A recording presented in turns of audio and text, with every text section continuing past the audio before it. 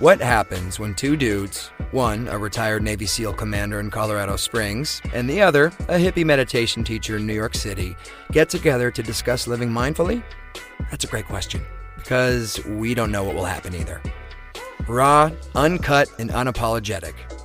Welcome to Men Talking Mindfulness with co-hosts John McCaskill and Will Schneider. Each week, we take an authentic dive into how mindfulness continually impacts our lives, deepens our relationships, and allows us to be emotionally alive. We filter all of our conversations through the man box, where we unpack how as men we are expected to act in society, how fighting the authentic human experience is exhausting and damaging, and how mindfulness can help. Now, on to the show.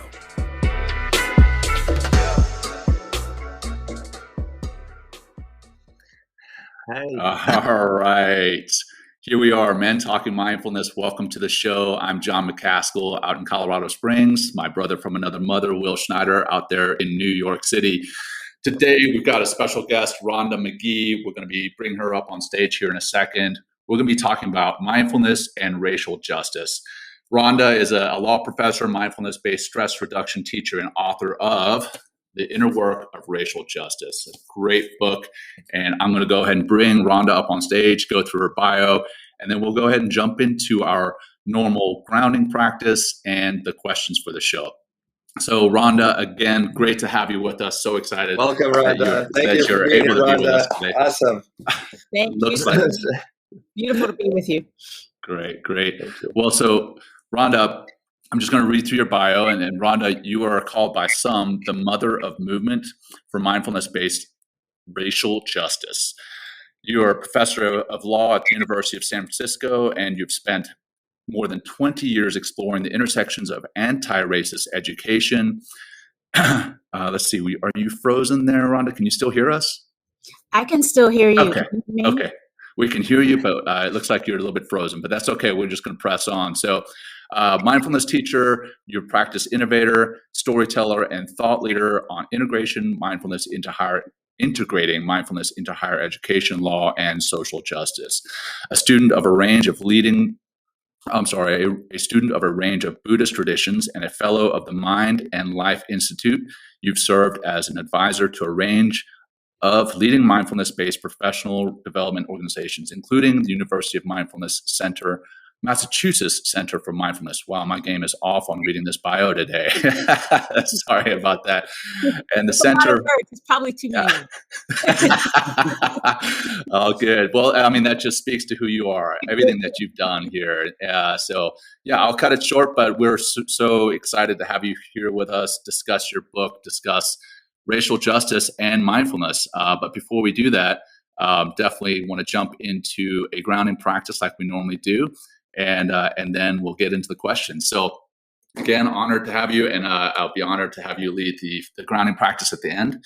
But before we do that, let's join together for our audience. Go ahead and get comfortable, whatever that looks like for you. And if you feel comfortable closing your eyes, go ahead and do so. Otherwise, just soften your gaze and bring your attention very intentionally to your breath. Just notice the physical sensation of breathing, the rising and falling of your chest and diaphragm,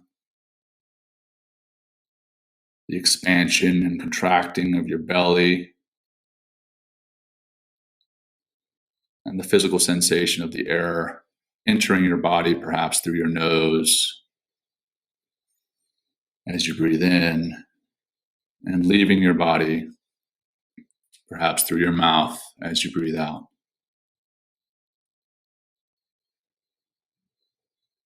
And then bring your attention intentionally to the physical sensation of sitting or lying. Feel the ground underneath your feet. Feel yourself rooted into the ground, into the earth. Feel whatever is supporting you underneath your legs, against your back.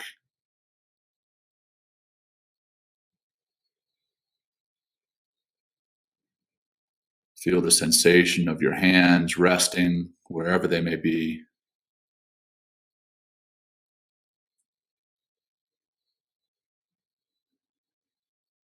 Take in the physical sensation of the air possibly passing over your body. Coolness or warmth.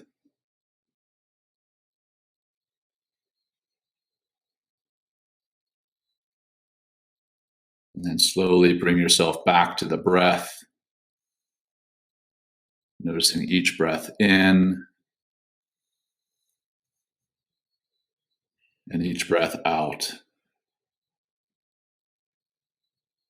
And the physical sensations associated with that.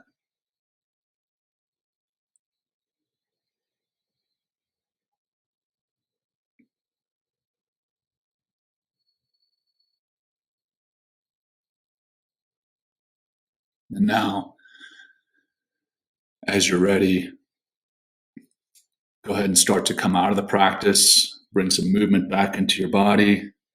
If you had your eyes closed, go ahead and open them on your time. And refocus your gaze if they weren't closed. And here we are again. Rhonda, thank you for allowing us to run through that grounding practice.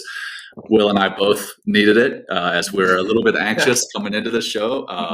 We always are because it's live. it's a little bit anxiety inducing, but also to have such a wonderful guest with us today. We are so excited. So that anxiety was a good anxiety, but we're so excited to have you with us.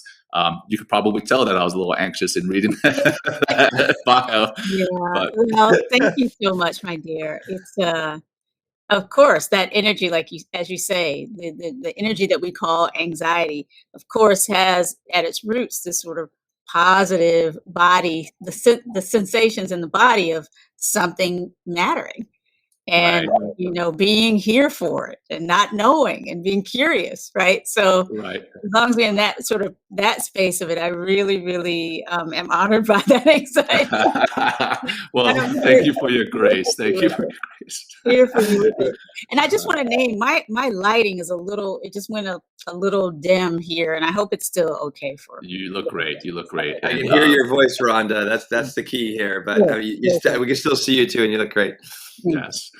Yeah, and one of the things Will and I say is that the show is raw, uncut, authentic, and unapologetic. So hey, we live up to it every single show. Every single show, we live up to that. So true. So, hey, before we really get into the deep questions, Rhonda, and again, appreciate your grace this morning in everything. But when we get into the show, we're going to get into those deep questions. And I read your bio, but if we could just get into how you got to where you are now and how you got to doing what you're doing now. I would love to hear that. Start with that. Sure. Well, let's see. The short story of it is, I was born in North Carolina and became a lawyer after going to law school at the University of Virginia, came out to San Francisco to practice law, and right away felt a little bit like a fish out of water on so many different levels. I'm starting a new job in a new profession, and had traveled across the country, of course, and and all that happens when you travel across this great country, right? In terms of just the different cultures and the different types of encounters you might have. So I was in the space of experiencing a lot of new, and yet I was aware of all of the deep trainings that I'd had, everything leading up to becoming a lawyer. But in addition, as we recently kind of connected on together, I'd been trained as an Army officer.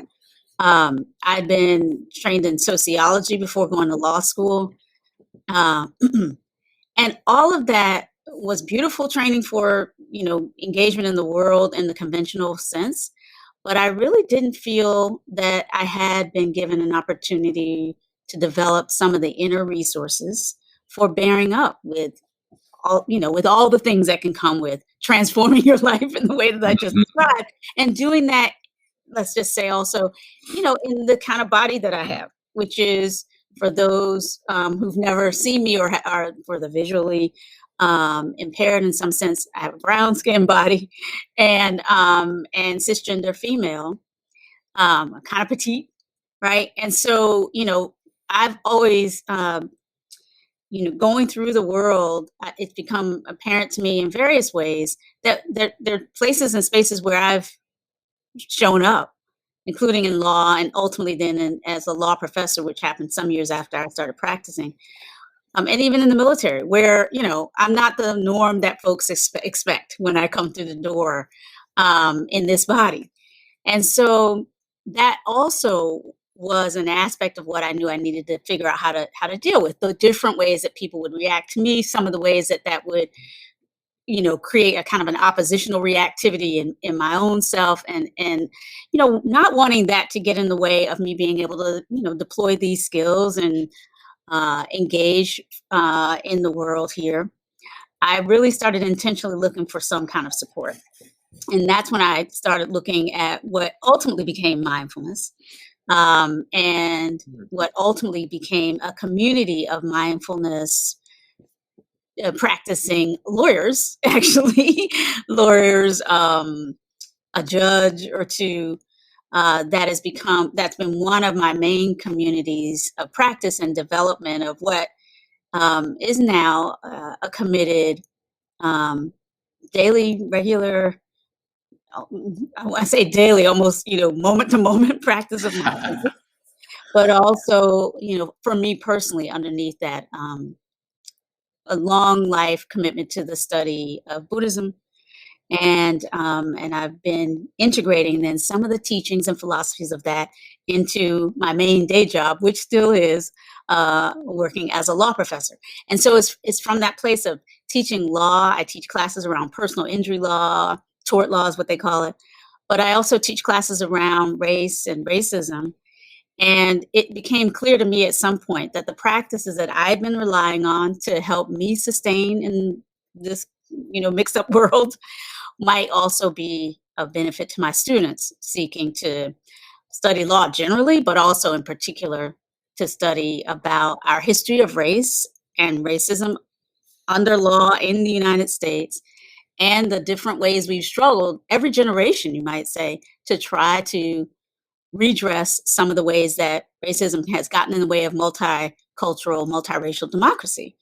And so that's kind of what got me to kind of here, having written the book and now being, fortunate to be a part of a growing transnational community of folks interested in really deploying mindfulness, not only for ourselves, but in this kind of external engagement with some of the hardest problems of our time. Why do you think that is, Rhonda? If you can just why would mindfulness help in these communities? What's the benefit of mindfulness? Well, so when I speak about engaging mindfulness in these hardest challenges, I'm really inviting everyone in all communities, right, to be thinking about these dynamics that I'm describing, the temptations that are everywhere in various forms. They look different depending on where we are and, the particularities of our situation. But the temptation and tendencies to identify folks as our in-group and other people as our out-group, and then to kind of create these hierarchies of value, of worth, of openness, right? Circles of empathic and compassionate concern, right? That kind of allow us to feel and care for certain folks and frankly turn a blind eye to the suffering of others. So those kinds of hierarchies of value, which again look different in different places, but in the United States are often characterized by some notions of gender, right? And who matters and who doesn't around that, and how to orient and perform our way into some sense of comfort around that. Notions of race are intersected with that. And again, age, and there are other characteristics, of course. But for purposes of this conversation, just to kind of name that all of us in a body have some socially mediated trainings around, especially in the United States, the identities and identifications and hierarchies that comprise race, that make up what we think of as race. Everybody has some embodied experience around it.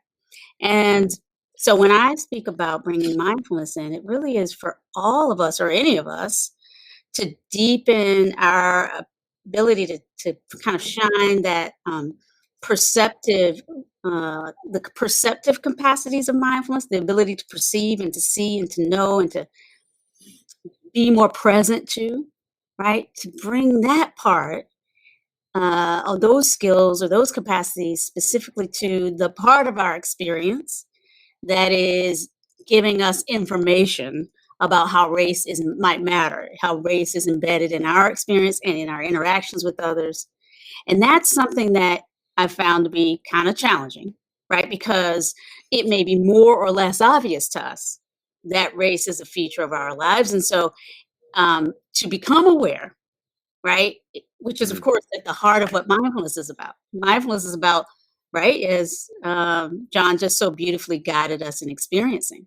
It's about becoming aware on purpose, right, with a certain kind of friendly openness to what might be there, whether it's the experience of the physical sensations of the body in a chair, the breath flowing in and out, the thoughts that come and go, emotions that come and go. And when we just to talk about race in our world, automatically, whether we're aware of it or not, thoughts, emotions, predispositions, felt sense in the body, memories of interactions, jokes, right? It's all here. And so allowing mindfulness to just be that kind of, I think of mindfulness as like a friendly support for becoming more aware of how we relate to all things in our lives, including these experiences of social identity that have race as a part of it, although not the whole of it. But just to say that is one aspect that we can learn more about by shining the light of mindfulness on it. Sure. Yeah. And having conversations like this, I mean, that, like you said, even coming into this conversation, when it was just Will and I talking before, it's not lost on us that we're two white men, right? Mm-hmm. And we're talking about racial justice and what the emotions that causes in us. And in your book, you state the temptation to feel we are somehow so evolved that we don't need to examine race in our lives. That's something that some people talk about. They're like, well, the way that we get around race is we stop seeing each other in our different colors, our different genders. If we're talking about gender equality, which is that's not how it happens, right? It's by having these open discussions, having these uncomfortable discussions, and that illuminates the blind spots that we're not personally aware of. I mean, I remember the first time when I read your book and you go through your relationship at the beginning of your boyfriend, and we automatically, I mean, my blind spot kicked in here. I automatically assumed that was a Black boyfriend. And I felt awful, honestly, after reading that. And then that, again, just shows you how we may think that we are, quote unquote, not racist, but we have these blind spots. And by having conversations and seeing color rather than not seeing color, we're actually able to heal both ourselves and the community. So I'm thrilled that you have the book out there. I'm thrilled that you are doing what you're doing. But I want to talk about a couple specific items. Obviously, last year when we spoke, we're fresh off the George Floyd murder, and now we've got Dante Wright in the news, and of course, racial injustice goes way deeper than what we've seen in the news and goes back way further than this. two questions that I have specifically about law enforcement and racial justice. First off, for people of color, how can mindfulness help heal what they're seeing and what they're feeling right now after seeing what they've seen on the news? And then flip that for law enforcement. How can mindfulness help to deal with the stressors of being a law enforcement officer, and then better to connect with the communities that they're serving? Yeah. Well, thank you so much for the honor of these really good questions.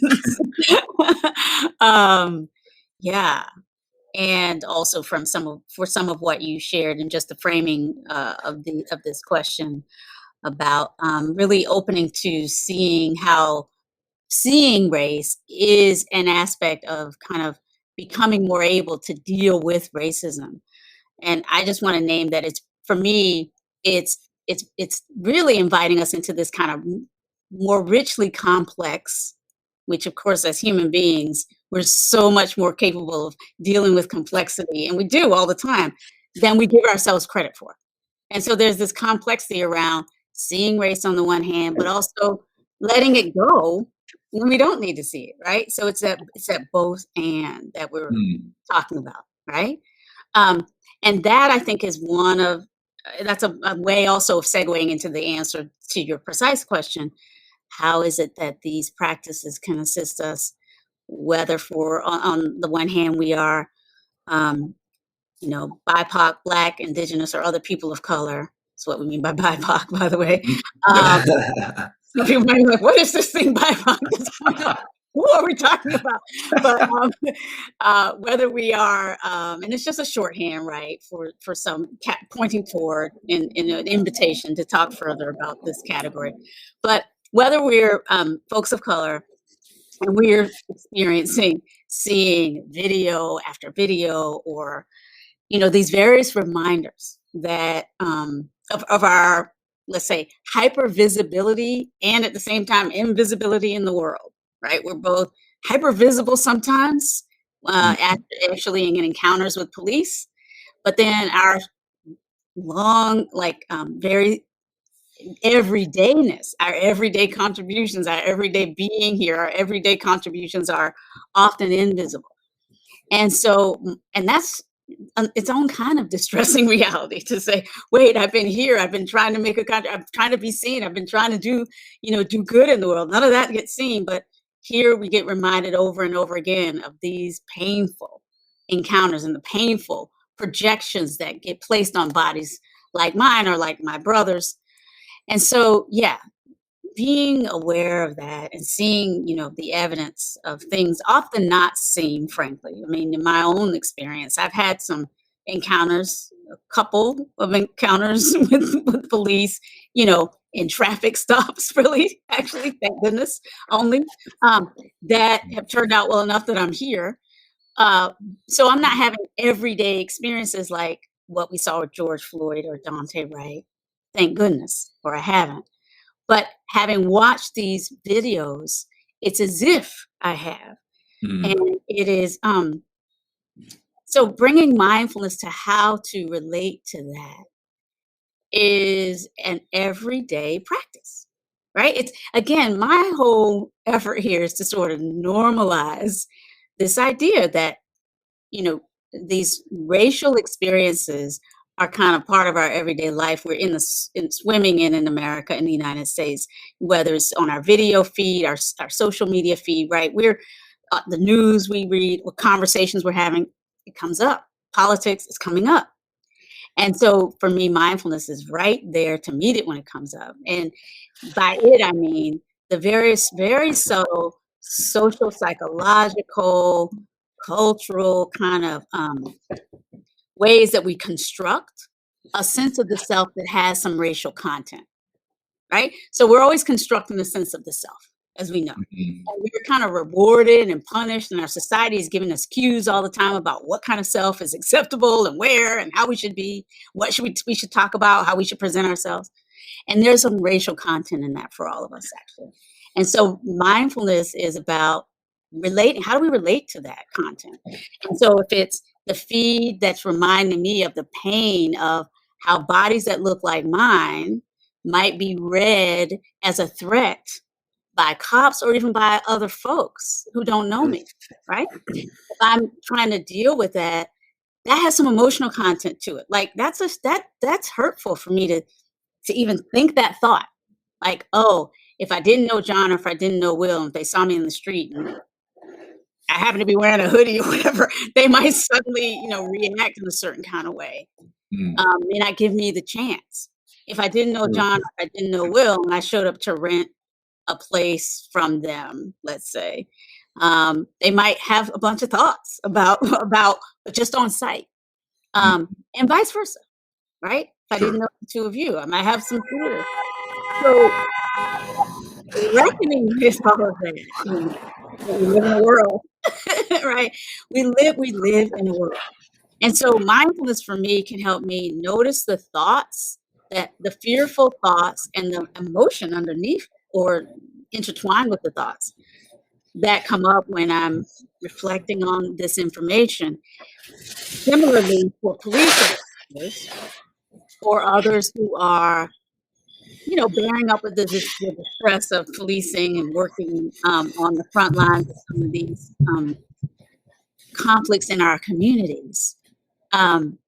Mindfulness, again, can help us notice when we are sort of forming a sense of self that is maybe hyper defended because we happen to be in a certain block, hyper defended because we've seen a body that tracks in our social psychological categories, right? The categories we call stereotypes, that tracks in ways that trigger, narratives of danger, stories we tell ourselves about certain people being more dangerous. Being, again, open to noticing like in the granular way, oh, there's that thought. And there's that, or before the thought, there's that tightness in the shoulders or that feeling, right, of like, look around. That's mindfulness in action to support us in navigating these waters wherever we enter them. Oh, thank you. And you talked about, yeah, for sure. And again, let me just say that I think mindfulness is available for that, but it doesn't automatically do that. In other words, the trainings around what to pay attention to and what not to are very deep. And they're very deep around race, and they're different for me than they are for you, right? So the question always is, what is that training for me? Like, and what I mean by training, I mean very subtle, right? Social training about what you should pay attention to, what you should pay attention to, what you should not, what you should talk about, what you should not. That I've got training around, it's okay to talk about race at home because, as Black folk in America, we've got this whole history, we've been involved in a struggle. But if you're in another background, if you're white racialized, you may have received some training about, well, you can talk about it, but only talk about it in this way. Don't raise this. We might get into some conflict in the family if we talk about it this way, or in our friendship circles or in our relationships. And so that's what I mean by training. And it's very often very, very subtle. It's not always subtle, but it's sometimes. So bringing mindfulness in can really help. But in my view, we have to decide we want to bring mindfulness in. Well, that's where like when you're talking about this, it's like, John and I have this platform that we're super excited to, bring more mindfulness to everybody, and really starts turning some heads, in this direction in order to, I love that you say the word embody. Like we kind of forget, like I think so many people that we're just all in our mind all the time, where so much of our biases, the way we think and act and come from that feeling realm, and which is so important to get in touch with.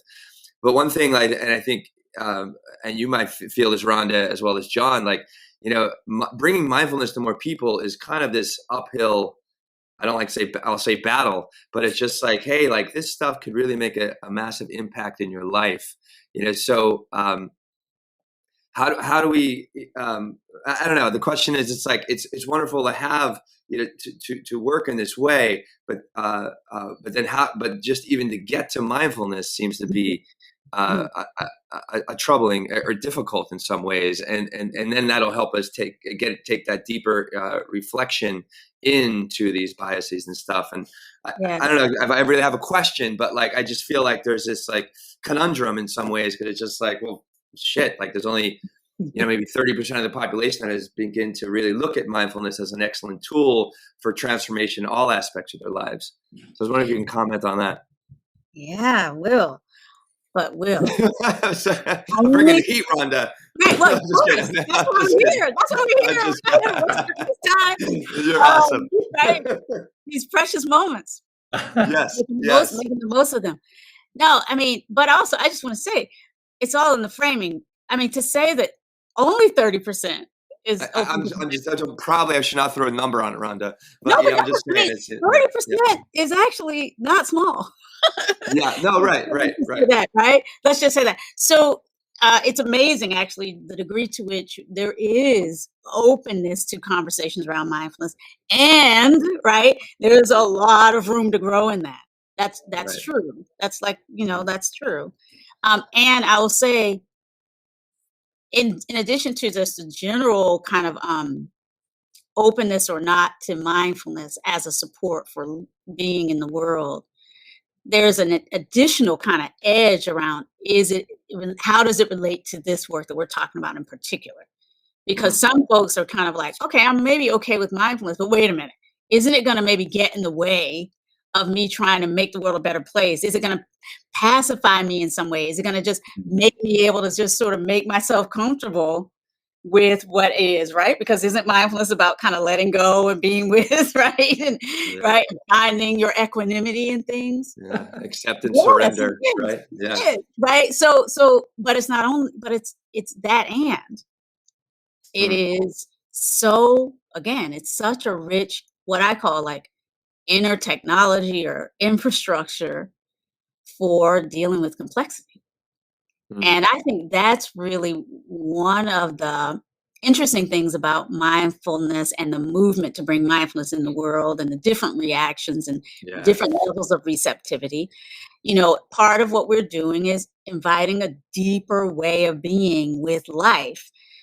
And it's not that we're not naturally deep people, but I will say that, we live in a culture that has a stake in this. Like a stake in us not seeing clearly, right? I mean, and there are many different stakes. There's economic stakes. There's political, right? It's not like we live in a world that's not, in a way, invested in controlling our attention in so many ways that we're becoming more aware of with the technological revolution, et cetera. So this capacity to bring your attention, take it back from a wandering mind, and to center it on that which you choose to center it on is precious, right? And other people know this. They're making fortunes off of this. We ourselves need to remember this. But once you do, there's such a great personal power in that, right? In that ability to kind of bring your attention back, and then to choose to place it on this when the world is saying, don't look at that, don't look at that. Or to choose to place it with some openness to complexity on this. Like, so if we look at race, in a way, we're invited right now in the post-George Floyd time era to see race. But then the question is, how are we invited to see it? Are there like narrow narratives and stories about you're the privileged person, I'm the disadvantaged person, always you got to check your privilege, I have to, I must speak first all the time, you must, as a white man, take a backseat. There are these new stories that I think are offered to try to help us, but they too can become a barrier to freedom.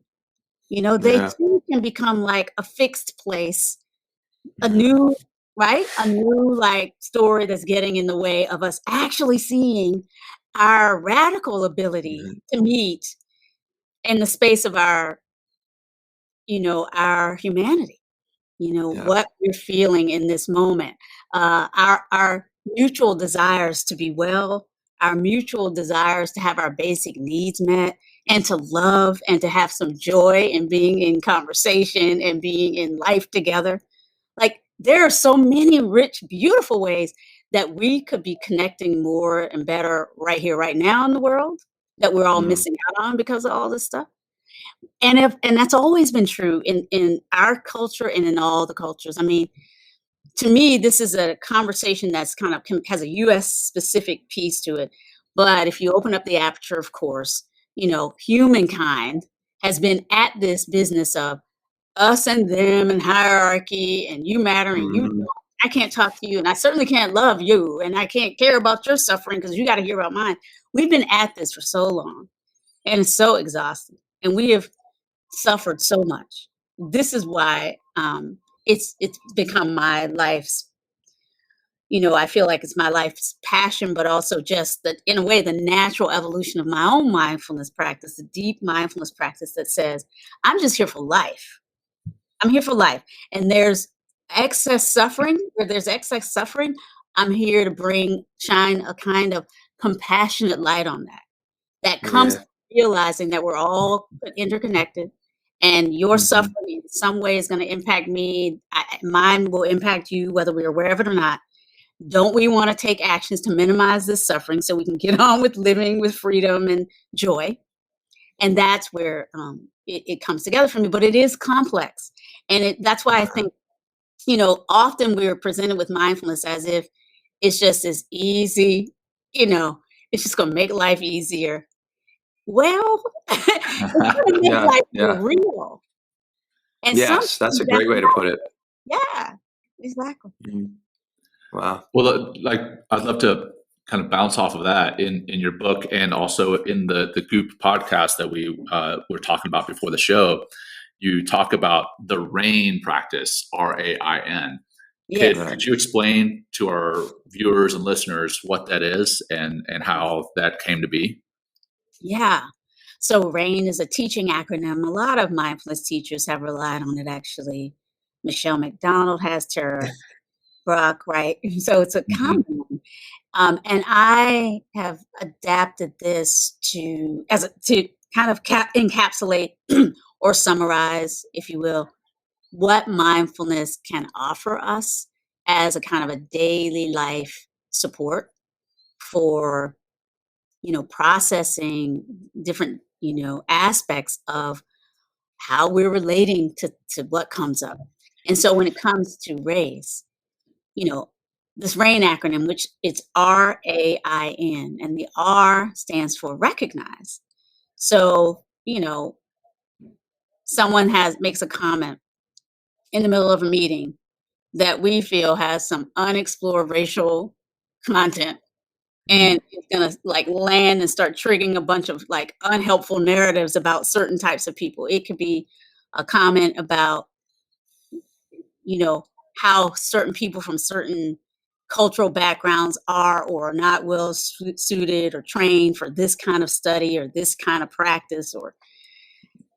So a comment could be made. It could be considered what we in the common vernacular describe as a microaggression, right? This is a word that social psychologists developed in the 1970s, and it's just become popular these days to describe these subtle, often unintended things that carry some disrespect or disregard or slight that lands differently on people based on their social identities. So this kind of thing where a comment is made that sounds innocuous to some, but for others is like, woo, that is what? I heard a reference to something that sounded like a slight there. That can happen. And so recognizing, if someone says something that suggests, women of color don't belong in teaching math, let's say. Somehow women are just not well suited for math. We just know this, this kind of thing, which can happen in an academic setting or in a business setting. It can happen places. Sure. Right? Hearing that, recognizing that, oh, wait a minute.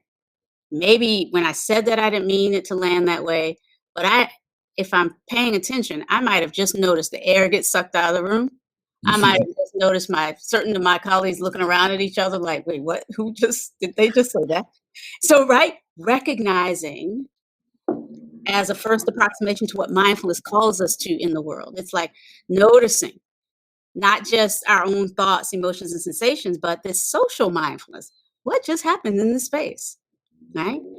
And how is it that that statement that maybe I didn't mean it that way, but how is it impacting? Minding the gap between intent and impact is a way that we can bring mindfulness into our social engagements, right? So then recognize, accept for the moment that this is what we're dealing with. So it just, in other words, rather than saying, immediately going into denial, wait, this isn't a micro, I didn't mean, right? Rather than go into, how dare you say, rather than go into all of that, pausing and accepting just for the moment the information that's being presented in this multicultural, multiracial setting. I've just said something that did not land in the way that I had hoped it. Whether I intended it differently or not is not the most important thing to see when we're just trying to accept information being presented about how our behavior is impacting others. So it's just about accepting for the moment how things are, or it could be just accepting for the moment. Yes, here's another video of a shooting that just came up on my social feed that, if I'm not careful, can make me quite depressed for the rest of the day. So I saw that. I accept that it is there. It's happened. I'm not going to push it away, but that accepting doesn't mean we're going to, for all time, hold on to it either. It just means I'm not going to be at war with the realities of my life. Okay? So as we accept, then we can investigate. RAI. I is for investigating. And with investigating, we're inviting inquiry into one simple approximation. And this investigation can be many aspects. It has a lot of depth to it. But one shorthand for what we might do is just notice, all right, I've recognized a microaggression, or this video feed is triggering me, or whatever it is. I've accepted that that's a piece of information for me to explore. I investigate. What are some of the, often I say thoughts, emotions, and sensations. I think that was the way I was trained to think of it, in that sort of shorthand. Really, I think sensations in the body is the place to go first. When we recognize and accept, it's like, notice what's happening in your body. Do I feel a wall of defendedness coming up around my heart? Do I feel my heart beating, anxiety in the pit of my stomach, right? So feel like, what's happening as a result of me seeing this feed? What's happening as a result of me hearing microaggression and like thinking of it as a microaggression and wanting to defend or wanting to call it out?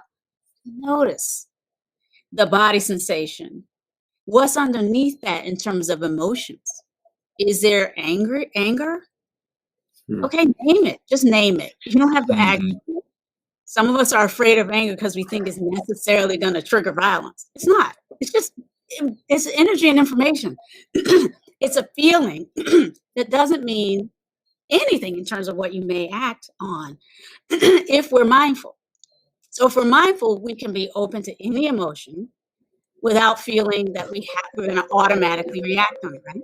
So in that investigation space, you can notice bodily sensations, emotions, and thoughts that are associated with what we've recognized and what we've accepted.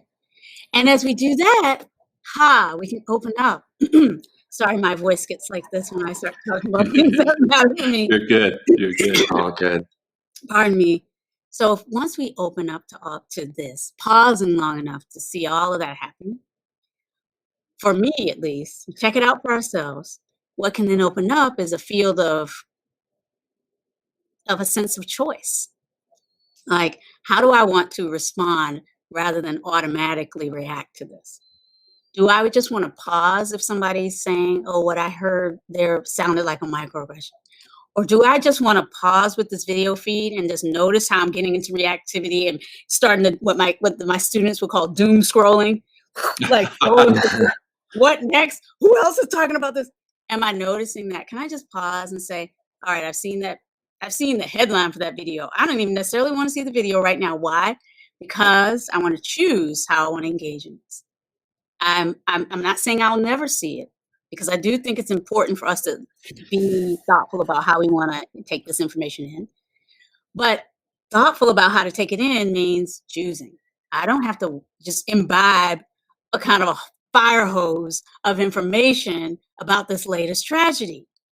Pausing, investigating, noticing I have choice, and then discerning some, just for now, way of responding to what we have noticed that comes from that place of our deeper intentions, our deeper sense of reality, our desire to be well and to help each others be well. And then, so we move into the next moment from this place of, in RAI, I investigate in non-attachment. Right? It's like, I saw that, I experienced that. I let go for now. I'm open to the next moment. What do I do now? Thank you, I love Rhonda. that. So, And also, I like the N as well. It stands for non-identity, too, I've heard. So, I mean, not only attaching from it, but we don't need to identify ourselves or continually identify ourselves with those feelings, with those thoughts, with that label, Exactly. which Yeah, brings that all those label. things as well. And that's just so much of what mindfulness is. I mean, we're talking essentially about a mindfulness practice as a means to, I use that practice with my students in order to help them just get in touch emotionally, or just get in touch with the moment and how their feelings or their thoughts, but to use it as a tool for to understand racism, like actually embodied racism, I think is really the core here, because like how we feel is dictates often, and even without us knowing, how we act and what we and how we're thinking, and then acting and feeling and thinking, and it's just like this nonstop cycle. But to take that pause, right, with rain, and really sit and investigate, this is when transformation happens. I mean, for any mindfulness student, but I love that you're bringing it in this racial context, because it's really how things are going to transform when we begin to take that light of the world or ourselves and then turn it on the inside. And that's that flashlight of awareness that mindfulness is. Yes. So thank you for bringing that to us, and also teaching it as well in such a way that can help us understand in like a kind way, and not feel like you're threatened, but it's like an opportunity, right? Instead of being like, you shouldn't be doing that. You shouldn't be. It's like, hey, we can help each other with this. Yes. So important. So important. Thank you, Rhonda. Yeah. Oh, thank you. And just to amplify, non-attachment, non-identity. How do we create a sense of identity? Often it's these subtle ways we attach, right? We sit, right? So where does that identity come from? It's like, oh yeah, I like to feel strong. I like to feel a part of the included bunch. I like to feel. So just noticing the attachments that create an identity around, I am now the person who saw a microaggression, and now I'm going to go teach, and now I'm going to make sure you don't. It's like, no. We don't want to identify, right, with a new story of me, my. So that's where that letting go is a practice. Right. To bring it to go. And it doesn't mean like, what's the word? It doesn't mean, again, avoiding.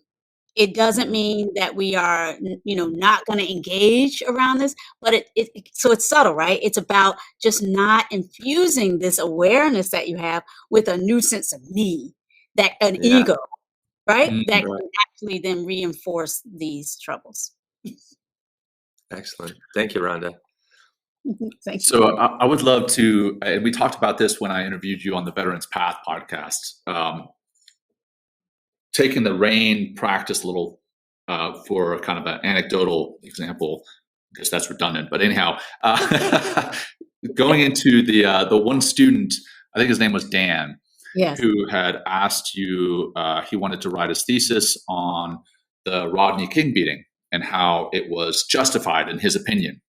Yes. And I would love to unpack that through your eyes using the RAIN method and how you dealt with that. And then for the audience who's not aware of that situation, if you could just explain exactly what happened there and then where it went. Yes. And by the way, this is an excerpt from my book that's been made available, I think, on mindfulness.com. Tricycle also did me the honor of publishing an excerpt, a different kind of excerpt. But they're both, I think, helping make available for those who aren't ready to invest in a book, some of these aspects from my book. But yeah, the experience with one of my students that I called Dan was where, he had named in the seminar class that his intention was to write a paper in which he would argue and prove that the Rodney King beating was justified.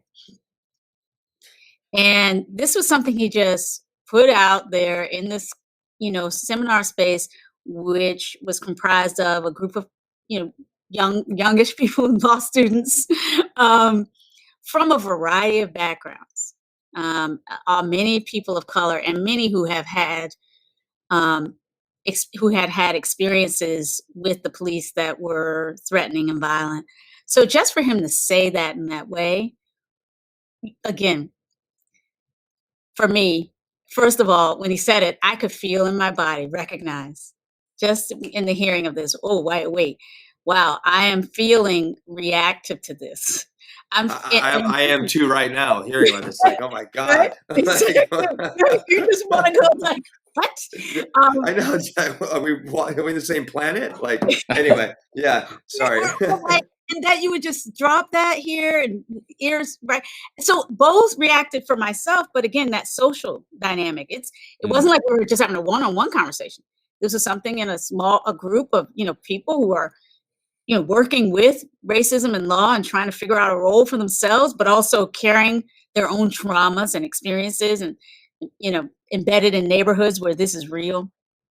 So it's that, again, mindfulness for recognizing our own inner experience. For me, it was, oh my goodness, I'm feeling myself get angry just hearing this, right? So recognize, except for the moment, the bodily sensations of reactivity. It was anger. It was also, again, usually when we name a reaction, there's more. So the complexity of our reactions is often underappreciated, or we know they're complex, but we haven't been given space and time and support to name some of the complexities. So there was anger there, but there was also, I'm sure, fear.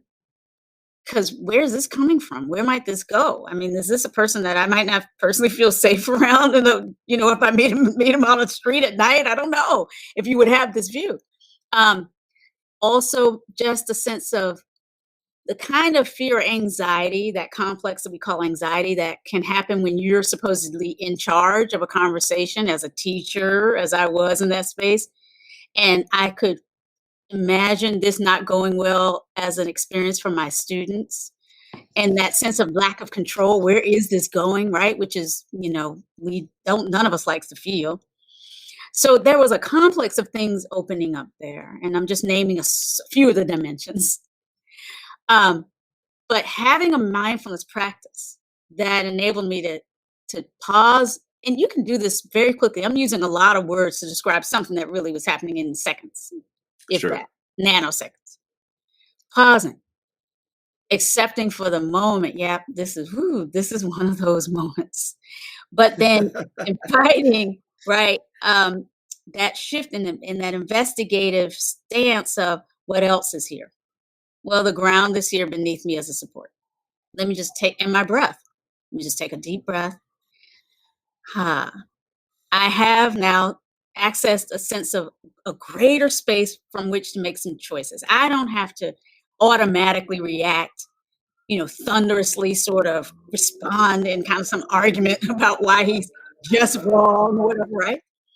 I can instead choose to sort of hold my space as a facilitator, as an instructor there, and create a bridge from this moment to a way of working with things that we find reactive, which is what I somehow managed to do. This was some years ago.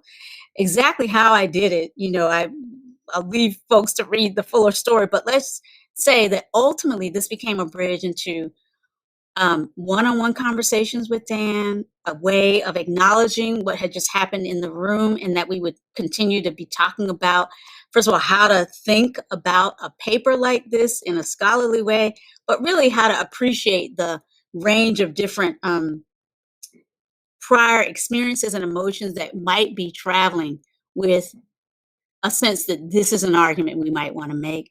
And so ultimately, this opened us up to a semester-long conversation, the end of which I learned, or not at the end, at a certain point I learned from Dan, actually, that I was the only other, he'd only ever had one other Black professor in his life. It was only one other Black woman. And in that prior class, many years ago, by then, at least, 5 years ago or so, he had an encounter around the Rodney King beating with that Black professor. She had shut him down in class, and he admitted ultimately that he was basically just replaying that, just basically trying to have nothing really to do with the project. It didn't have to do with the scholarly agenda. It was an emotional prompt in a way that he was trying to work out in. All of that can be happening anytime in any of our interactions. It might not. This is not to say this is always what's happening, but mindfulness can help us create the capacity to sort of really investigate and then move into our world with the strength and the sense of groundedness that having done that successfully can give you to meet the next moment. Sure. It's a great example of how incredibly powerful emotions are. I mean, this is like at his core, he's stepping up in class, in a law class, with a diverse population, speaking about or wanting to say he wants to write a paper about this, just to defend himself against a transgression that he felt happened years ago. I mean, and how is that, these feelings, I mean, that's just one example of a person. Yes. And I guess he's a white person, I imagine, right? No, I mean, Asian American. Asian American. Okay. Asian American. Mm-hmm. How deeply, these our feelings of race and racism are kind of keep us in, unless we become more mindful, unless we get into this conversation and create more mindfulness, unless we actually get around a more diverse population, right? And begin to see people for who they are, and hear what they have to say. We're just constantly, typically when race comes up, or you're in an all white community and you see a Black person, and all of a sudden you're responding from this emotional place, which has been learned and taught or programmed. And I mean, so it just I just wanted to say that because it's amazing. I was waiting for the conclusion. Like, did he write this paper? Like, what happened? Like, I want to know. Please tell me. Please tell me. He did write it. It didn't exactly. I'm sure it changed in some way, but he wrote it, and then he admitted, even to the class, to me privately, and then to the class, he learned much more about himself and what was really driving all of this than he ever thought. Beautiful indeed. That was the exact word I was going to use, Will. Wow. So yeah. Well, we're coming up on the hour here, Rhonda, and I want to be respectful of your time. So I wanted to give you an opportunity to plug what it is you're working on, how people could get a hold of you if they needed to, and then we'll go into the grounding practice and wrap it up. So how can people get a hold of you if they had any further questions, or they wanted to get, I don't know, maybe you as a public speaker? Yeah. Oh, thank you. So, you can always find me at my website. I'm at rhondavmagee.com. And you can contact, me or someone on my behalf through that. And I'd be more than happy to join with folks. I always feel like once we've had these rich conversations, then, first of all, there's no accident, right? So if you're listening, if you found this podcast in for whatever way or how, no accidents.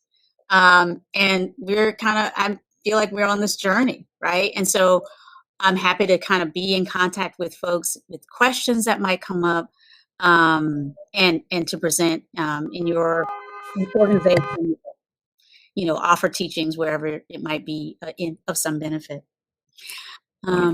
Yeah, so I'd love to. I see there's questions in the chat, different things. There are. Yeah, if there's anything you want to address there, I saw one that was specifically about how to address people when you don't know them, or you're referencing somebody that somebody else doesn't know, and their color is a part of their identity.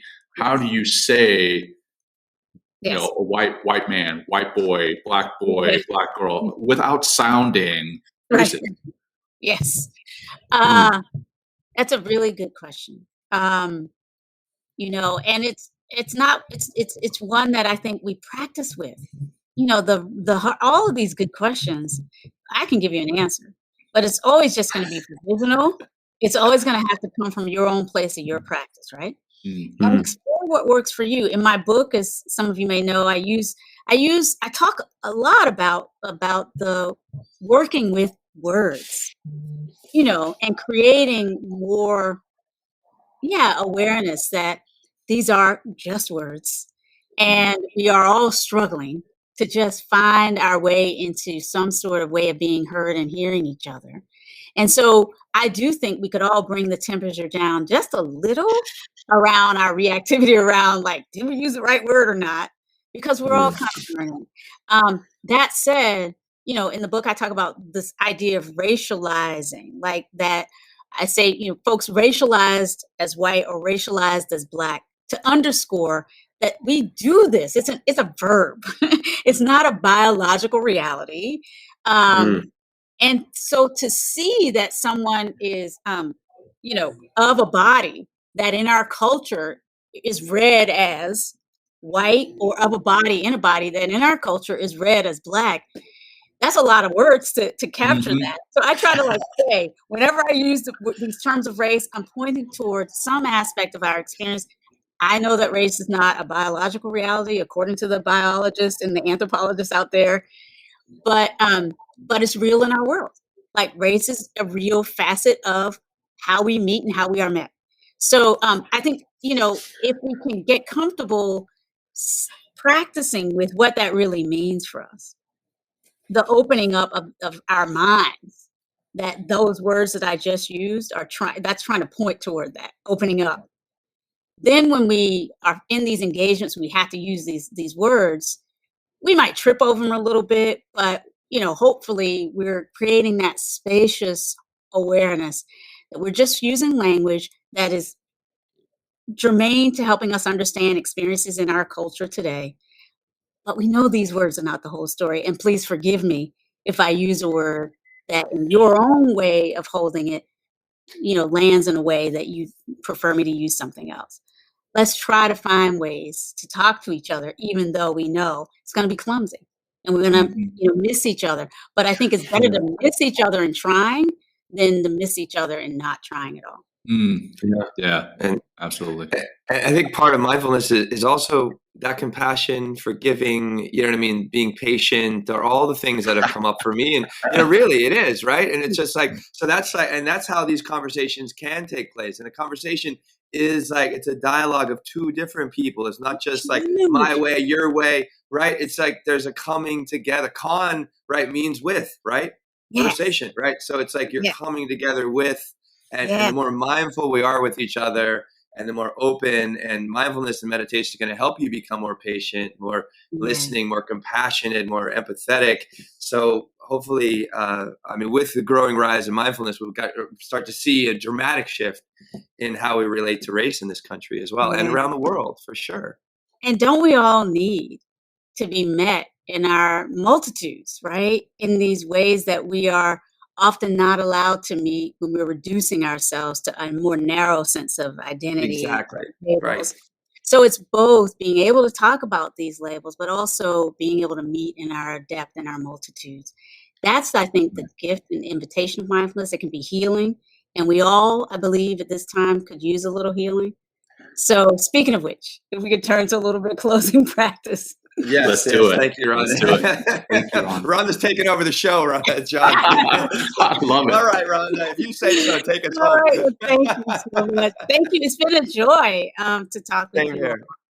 And so what I invite for us three here and everyone who is within the hearing of my voice at this moment, to pause and really allow yourself to come back home to the body in this moment, noticing as we invite this kind of pause into mindfulness practice, perhaps the thoughts that have arisen, maybe some emotions that are up for you.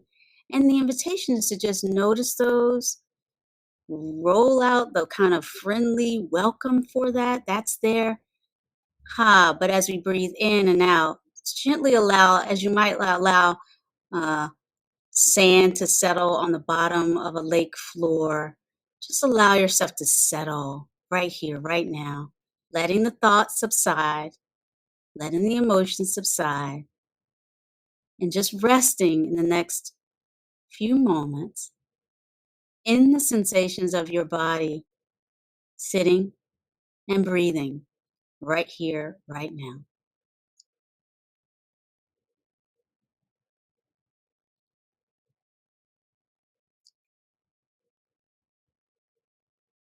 So bringing the attention to the sensations of the in-breath or the out-breath, wherever you happen to find yourself right now, and continuing to follow along.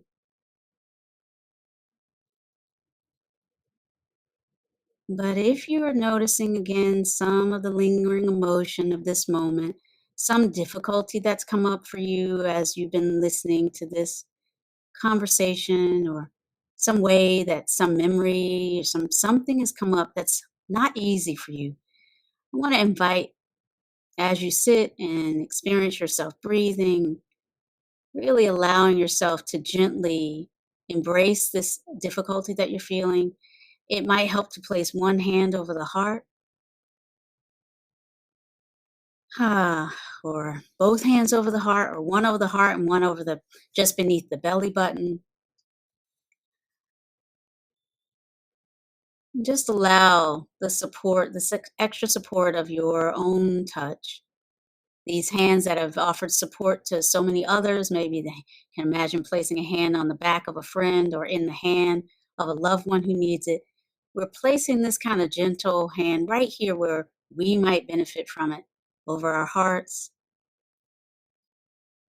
this nervous, really important nervous center beneath the belly button. Just, my students say it's like giving ourselves a hug. So allowing ourselves in this way to bring compassion right in to the difficulties we have experienced in communicating with others, in connecting with others in our humanity, in truth around difficult topics around race and racism. So just resting in this space of loving embrace of your own experience, your own life in this moment.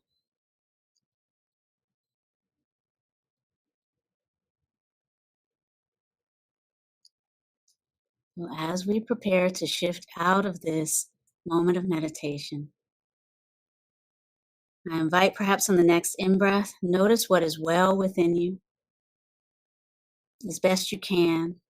Feel your way into some aspect of this moment that is feeling peace, or maybe connected, maybe it's a little bit of joy, or just opening up to warmth and healing in some way. Whatever that feels like for you, breathing in and seeing if you can infuse the body with the sense of what is well right now. On the next in-breath and out-breath.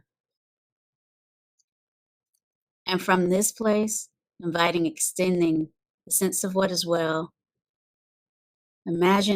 Almost just imagine you might just open up a zipper and allow that sense of what's well in you to kind of flow out, to radiate outward.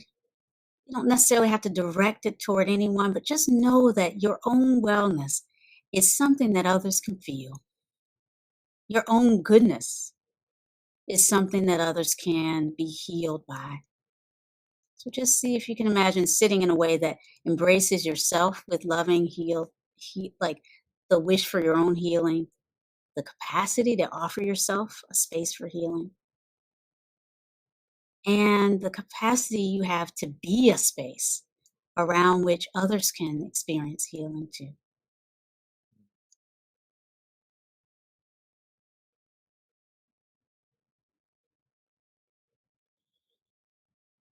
So now gently invite kind of bringing this meditation to a close. And so in whatever way is useful to you, maybe seeing if there's a word or a phrase that's coming up for you that you want to notice as a touchstone for this practice and this conversation. Something that might be a bit of a thread that as we move out of the meditation and when you're ready, opening the eyes if they've been closed, and maybe allowing the hands to come to a rest in whatever places are comfortable for you. Is there a word or a phrase that's a touchstone you might carry from this moment of practice and reflection, this conversation? Thank you so much, my dear John and Will and everyone who's here. Thank you, Rhonda. Thank you. That was really beautiful, Rhonda. Thank you so much for leading that. Absolutely. Thank you. Perfect. Perfect way to wrap up the show. I'm not even going to add any more words. I'm just going to let it rest right there. So much. Thank you so much, Rhonda. We're going to wrap it up. If you have time to hang tight for a second after the outro, and we'll just wrap it up personally one-on-one or two-on-one. Yeah. All right. Thank you, Rhonda. Thank you, everyone, for joining us today. And we'll catch you all soon. Thanks for joining Will and John on Men Talking Mindfulness. If you enjoyed the show, please like and share it with your friends and family, and please, we would appreciate a review too. Until next time, this has been Men Talking Mindfulness. Thanks for showing up.